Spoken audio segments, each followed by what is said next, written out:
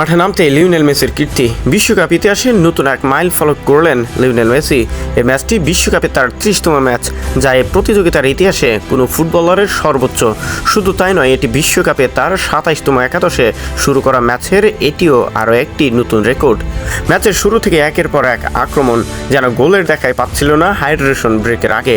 একের পর এক থেকে দিচ্ছিল সেই চীনের প্রাচীনের মতো কেপ ভার্দের ডিফেন্স এবং গোলকিপার।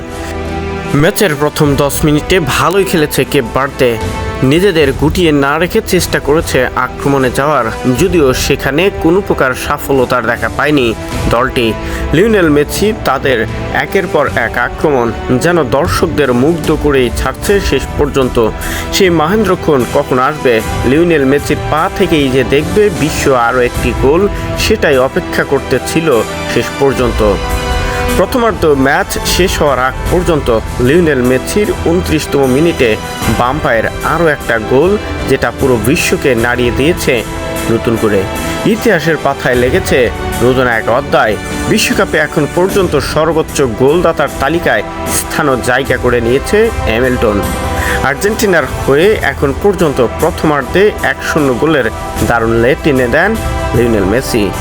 এই ম্যাচটি শেষ হওয়ার আগ পর্যন্ত, অর্থাৎ প্রথমার্ধে শেষ হওয়ার আগ পর্যন্ত এই রিপোর্টটি তৈরি করা হয়েছে।